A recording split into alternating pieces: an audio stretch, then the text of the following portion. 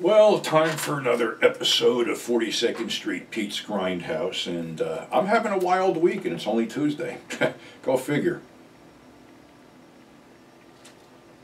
But today, we're going to talk about me and a few other guys bringing actual porn back to the big screen in New York back in the early, I don't know, 2000s, whatever. Happened like this. I was asked to come to a premiere of a film called Blitzkrieg Escape from Stalag 69, done by Keith Crocker, put out by Wild Eye Releasing by him and Rob Housechild.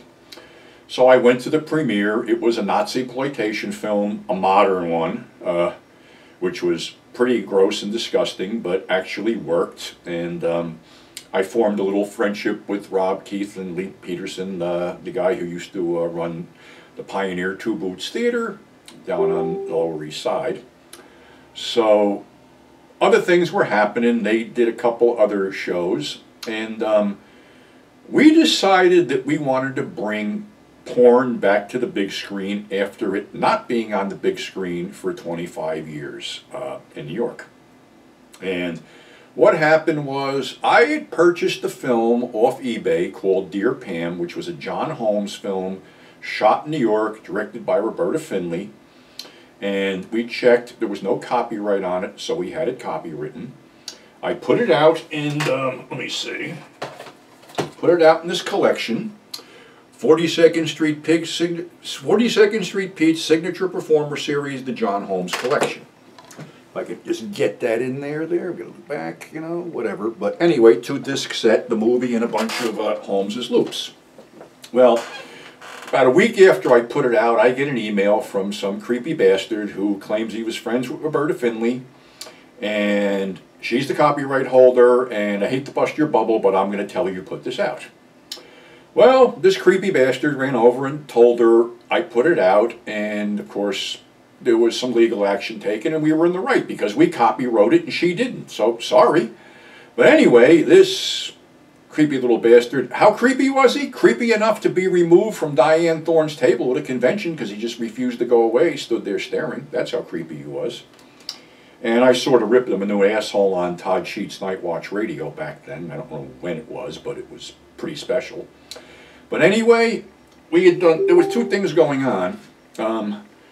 They had done, Wild Eye had done this thing, Summer of Sleaze. If I can get that in there, you can probably see that, go up and down, try to keep it steady. But that was the first thing they had done, and we decided to go bigger by actually showing Dear Pam on the screen with our Night of Perverted Pleasures, 42nd Street Pete's Night of Perverted Pleasures, at the Pioneer Theater. And we had Linda Lovelace loops, the Dear Pam film, and the Miss 42nd Street Pete beauty contest, for lack of better words.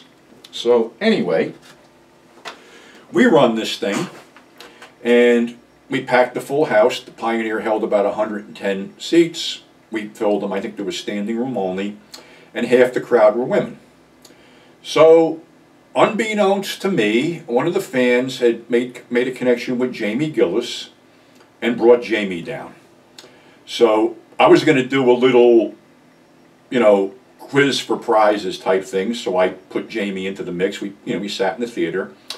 So I got to this thing, I said, you know, what X-rated superstar appeared in Sylvester Stallone's Nighthawks?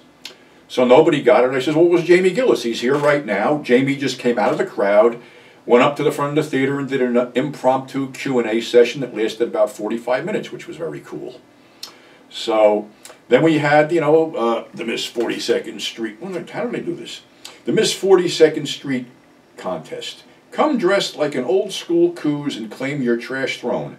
First place gets a role in Pete's next DVD. Other sexy prizes for runners-up. Okay, so two girls were there, Catherine and Serena, and they were in their 20s at the time. They were really interested in what we were doing, and they contacted me at that point on MySpace and wanted to meet me for a drink, which I was leery of course, because I think I was around 50-something then. They're in their 20s, so you know.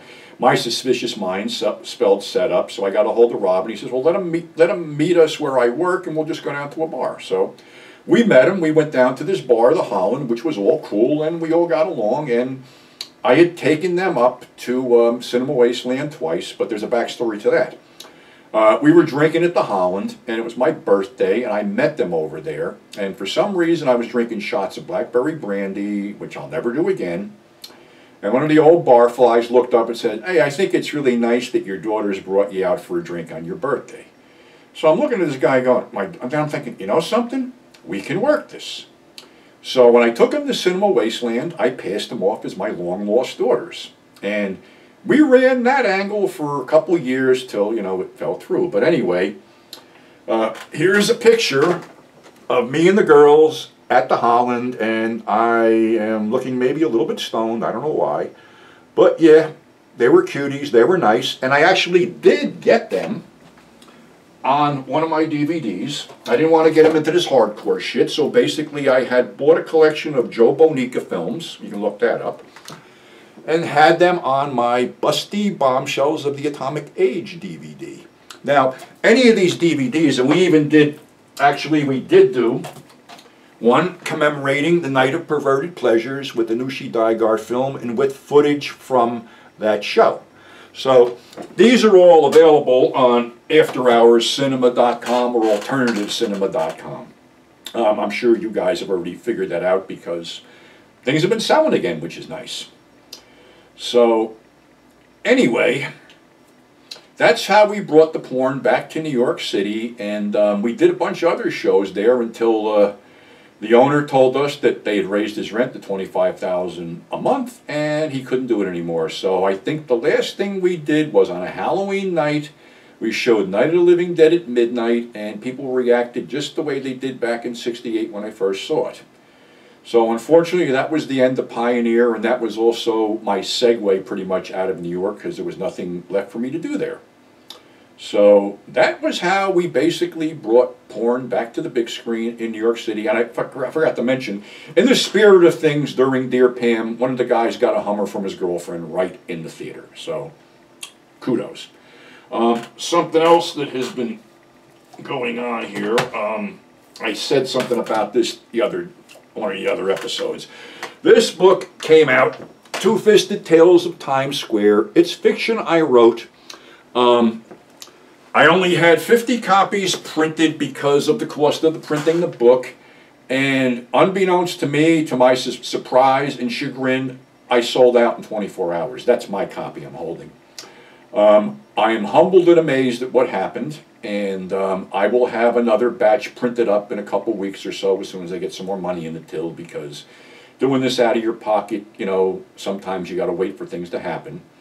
But it's basically a bunch of fiction that incorporates horror, gangsters, mobsters, killing, whatever, that are based on that era, you know, in the 70s, from when I used to hang out there and people I used to interact with and things like that. It's written in the language of the 70s, which some people will find offensive, but I don't give a fuck. I don't censor myself, and I tell it like it is, and, you know, maybe some people will be offended by it, maybe some won't. I'm sure a couple people that are watching this have already picked it up, and it's on the way out in the mail. I've been mailing these things out since I got them in Sunday. So, again, I'm shocked and humbled that, you know, people, you know, just jumped on this whole thing, for lack of better words. And like I said, I will have more down the road. So, I will announce on here when I have them and give you the ordering information and stuff like that. But, yeah, it's been very, very amazing to have this happen. You know, I don't know. You know, to have a book basically, I mean, it's only 50 copies, but to have 50 copies sell out in less than 24 hours, that's fucking awesome. So, again, I'm humbled and thankful. I appreciate my fans, and like I say continuously, if it wasn't for you, there wouldn't be me. So, on that happy note, stay safe. Thanks for subscribing. Thanks for tuning in, and we'll catch you on the flip side.